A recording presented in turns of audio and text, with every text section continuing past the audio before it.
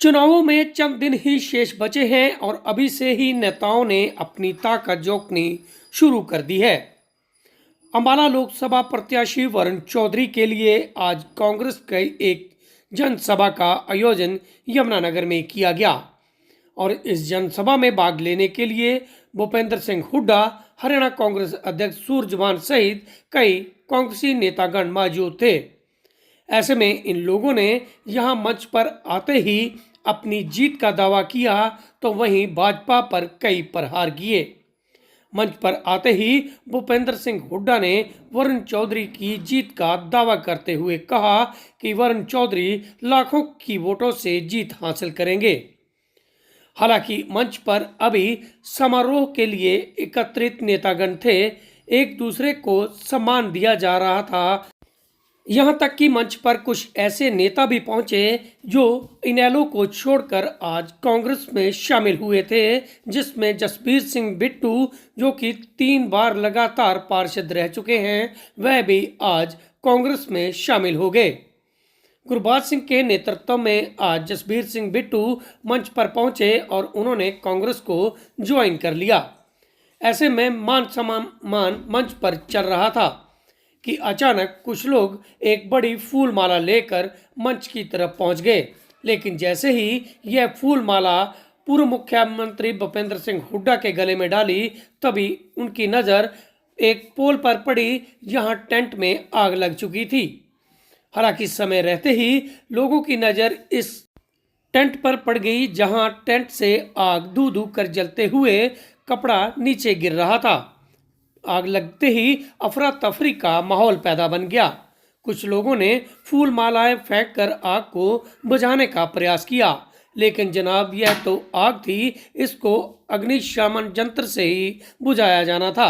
तभी कुछ लोगों ने हिम्मत जुटाकर वहां से टेंट फाड़ दिया और कुछ ने मंच से बोलते हुए कहा कि तुरंत इस लाइट को बंद कर दिया जाए, लेकिन समय रहते ही इस आग पर काबू पा लिया गया। तस्वीरों में देखिए कि यहाँ पिलर पर आग लगी और देखते ही देखते यह आग टेंट पर फैलनी शुरू हो गई थी। समय रहते ही इस आग पर काबू पा लिया गया। उत्साह है और ये बिल्कुल ये स्पष्ट संकेत है कि हरियाणा में अंबाला में हमारा पार्टी का उम्मीदवार लाखों वोटों से जीतने जा रहा है। भाजपा तो सब जगह से जारी है, उनका जो झूठ का जो बेनकाब हो गया है। कहीं भी कोई विकास का कोई काम हुआ नहीं, न प्रदेश में हुआ न देश में हुआ, सिवाय लोगों को जुमलेबाजी के और झूठ के और कुछ नहीं मिला। प्रदेश की अर्थव्यवस्था पूरी चौपट हो गई। प्रदेश को भी कर्ज में फांस दिया और देश को भी कर्ज में फांस दिया। अनिल विज ने एक कटाक्ष किया है आपके ऊपर कि उदयभान के घर से ही जो है आया राम गया राम की राजनीति शुरू हुई और हरियाणा वासियों का नाम जो है खराब कर दिया। अरे अनिल विज का क्या बात है, उसको तो असल में मानसिक संतुलन उसका ठीक है नहीं, उसको तो हॉस्पिटल में आगरा में उसके लिए कमरा बुक करा रखा है। हो सकते हैं सर, हमारी तो अभी यहाँ खड़गे साहब की है और राहुल जी भी आएंगे हमारे। अंबाला में प्रधानमंत्री नरेंद्र मोदी रैली करने वाले हैं। ठीक है, वो उनकी पार्टी चुनाव लड़ रही है, उनका काम है, वो अपना काम कर रहे हैं, हम अपना काम कर रहे हैं। हरियाणा में कितनी कांग्रेस की बड़ी रैली होने वाली है? कितने स्टार प्रचारक इसमें आ रहे हैं? सारे आ रहे हैं, हमारे शीर्ष नेता आ रहे हैं, राहुल जी आएंगे, खड़गे साहब आएंगे, प्रियंका जी आएंगी और जितने भी हमारे आएंगे।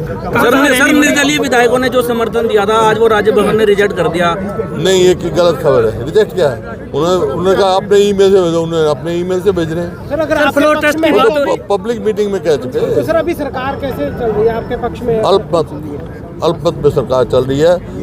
इनका नैतिक अधिकार कुछ नहीं है सरकार का। नैतिकता के आधार पर इनको अभी इस्तीफा दे देना चाहिए। क्या लगता है सर लोकसभा इलेक्शन के बाद समीकरण बदलेंगे हरियाणा में?